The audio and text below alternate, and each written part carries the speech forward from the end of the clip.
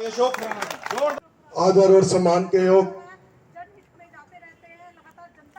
सभी bank colony, करम Singh colony, जीवन नगर, जवाहर नगर के सम्मानित मेरे बड़े भाई, मेरे बुजुर्ग समान, मेरे छोटे भाई, मेरी बहनें, हमारी भाभी जी और उपस्थित आप सभी, मैं आपका बहुत बहुत दिल की गहराइयों से बहुत बहुत धन्यवाद करूंगा। आपने जो भाई लक्की जी ने और उनके सभी साथी ने आपने जो इस तरह का प्रोग्राम बनाया, आप यकीन मानिए कि दिल को बहुत हौसला हुआ, क्योंकि पिछले काफी दिनों से जो टिकटों की बात चल रही है उसके अंदर मेरे को भी थोड़ा सा कहा गया कि पंजाबी की बात आ रही है तो हो सकता है भी आपका भी बात बने, आपका भी मतलब वो आपको लिया जा सकता है।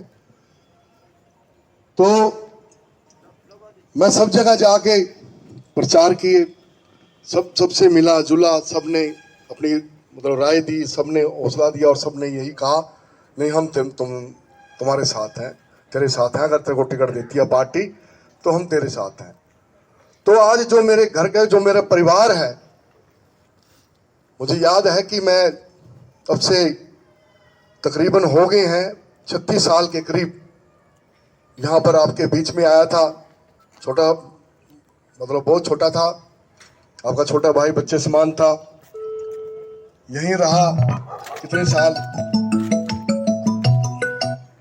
यहाँ गरोड़ साहब के मकान में रहा मैं, और वहाँ से तभी मेरे छोटे भाई थे कई, वो उन्होंने मिलके आप सबके सहयोग से मुझे चुनाव लड़ाया, एमसी का चुनाव लड़ाया और आपने आशीर्वाद दे के मुझे बनाया, मैं आपके बीच में रहा।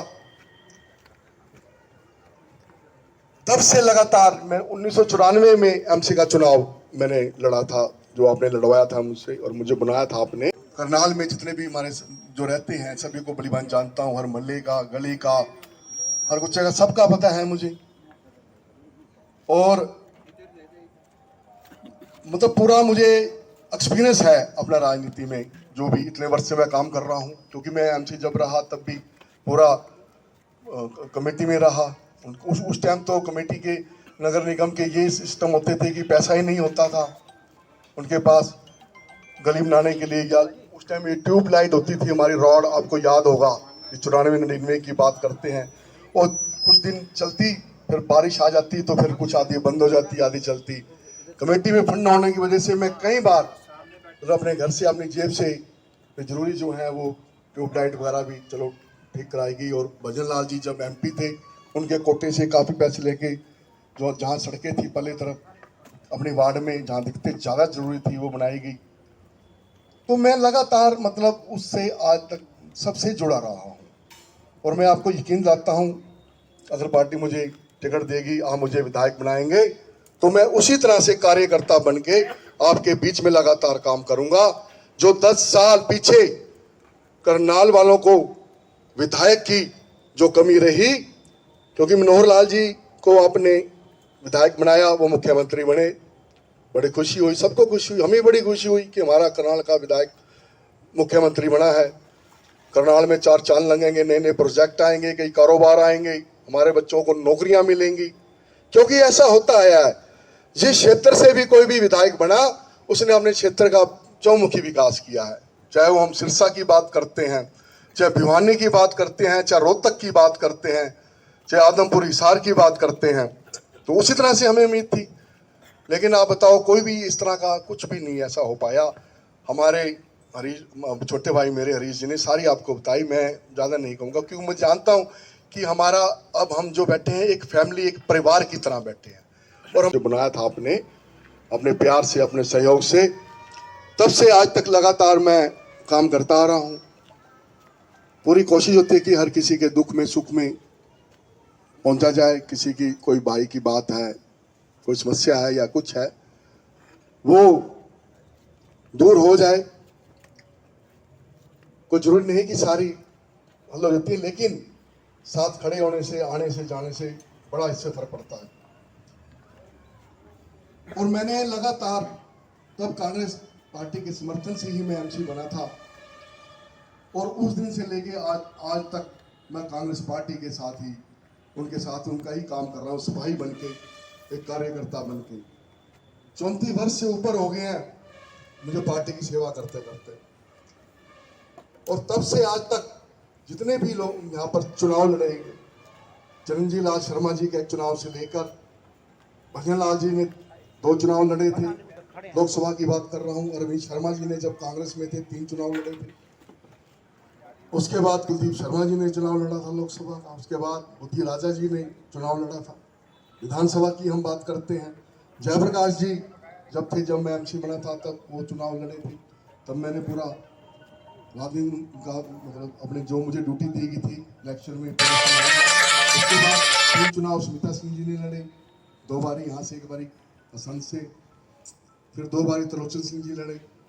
मेरा कहने का मतलब है कि आपने देखा, आप तो सभी जानते हो कि मैं लगातार पूरी मेहनत से, निष्ठापूर्वक, ईमानदारी से लगा रहा। अब मेरे कुछ छोटे भाई हैं जो पार्टी में हैं, और कुछ अभी आए हैं, कुछ पहले से भी हैं। उन्होंने टिकट मांगी तो मेरा भी अधिकार बनता था, मेरा भी हक बनता था। मैंने भी टिकट की अप्लाई की, मैंने टिकट मांगी है, और मेरे इस बात को उन्होंने, मुझे पूरी उम्मीद है कि कंसीडर करेंगे। उन्होंने की है और वो कोशिश में है। तो मेरा कहने का भाव ये है कि मैंने जो टिकट मांगी तो मैं कहीं गलत नहीं। मैं सभी को पूरे मतलब अपने करनाल में जितने के साथ आपके बीच में खड़ा हूं, आया हूं, तो मैं आपसे पूरी उम्मीद रखता हूं कि अगर पार्टी मुझे टिकट देगी तो आप मुझे मतलब वोट की तो पूरी है सपोर्ट भी, और जो आपके यहाँ पर सभी जो रहते हैं चारों तरफ, तो उनको भी सहयोग करना है। जो आपने मुझे ये मान सम्मान दिया, मैं भाई अपने संजीव लक्की भाई का, उनके साथियों का, सभी भाई संदीप जी का, जितेंद्र जी का, सतेंद्र जी का, और बैठे हैं भाई अंग्रेज जी, सभी जो हमारे भाई अमित जी बैठे हैं, जितने भी यहाँ बैठे हैं, इन्होंने सभी ने करी। भाई प्रवीण जी हैं, और इनके साथी जो इन्होंने मरी, भाई गोयल साहब, मुझे पता लगा था ये कल से इन्होंने मुझे ये कहा कि आप कल शाम को यहीं रहना, कहीं जाना नहीं है। कोई बात नहीं। तो ये सब जगह से जो इन्होंने किया, इनका मैं बहुत बहुत तहे दिल से धन्यवाद करता हूँ, और आपका भी धन्यवाद करता हूँ। और मैं ये विश्वास आपको दिला के जा रहा हूँ कि चाहे मैं विधायक बनूं ना बनूं, मुझे टिकट मिले ना मिले, लेकिन मैं आपके दुख में सुख में हमेशा आपके साथ हूँ, आपके साथ खड़ा हूँ। किसी प्रकार की कोई भी समस्या है, दिक्कत है, तो मैं आपके साथ हूँ। धन्यवाद, जय हिंद। हौसला और बड़ा है कि घर के जो परिवार अगर जो इतना साथ खड़ा है, तो आप मानते हैं कि कितना हौसला बड़ा होगा। क्या कमी देख रहे हैं भाजपा की सरकार के अंदर 10 सालों के अंदर, क्या क्या कमियां रही जिसको दूर करने का प्रयास कर रहे हैं? देखो, कमियां तो सबसे, मैं तो ज़्यादा नहीं कहूँगा, एक बात कहूँगा, एक तो करनाल के लोगों को कमी अपने विधायक की रही है। अगर मैं विधायक बना, टिकट मिली विधायक बना, तो मैं लोगों के बीच में रहूँगा। फिर लाल जी बने विधायक यहाँ से और मुख्यमंत्री बने, लोगों को बड़ी खुशी हुई थी। अच्छी बात है कि हमारे क्षेत्र से बने, लेकिन उन्होंने पूरा हरियाणा संभालना था, कई जगह उनका आना जाना रहा, उसके बावजूद वो कभी कभी यहाँ आए। करनाल में ऐसी बात नहीं कि कई टाइम में आए और खुले दरबार लगाए।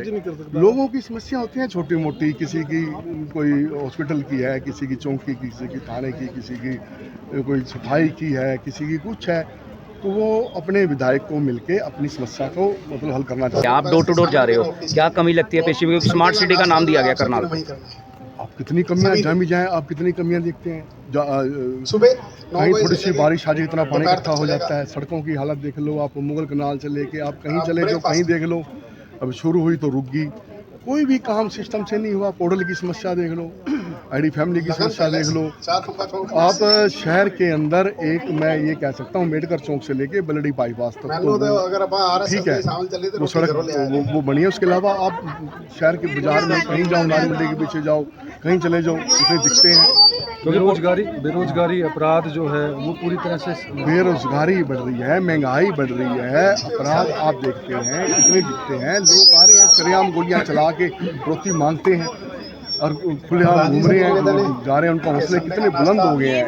होटल की जैसे अब किसी भाई ने अब रजिस्ट्री करानी है, उनको कई जगहों से एनओसी लेनी पड़ रही है। एनओसी लेते लेते जुतियाँ घिस जाती हैं, कईयों की कई छोटी मोटी कमी रहेगी, या किसी ने डेवलपमेंट चार्जेस पहले जमा करा रखे थे पुराने टाइम के, उनके पास रसीद नहीं है तो वो उसको दोबारा जमा कराने पड़ रहे हैं। तो इस तरह की दिक्कत है। तो समस्याएं दूर की जाएंगी अगर सरकार? बिल्कुल, मैं आपको विश्वास दिलाता हूँ कि अगर वो हुई करनाल से आप जिसको अपनी टिकट मिलेगी कांग्रेस की, और वो बिल्कुल बनेंगे, प्रदेश में कांग्रेस की सरकार आएगी और पूरी जो समस्या है इस तरह की दिक्कतें हैं वो दूर होंगी। धन्यवाद जी।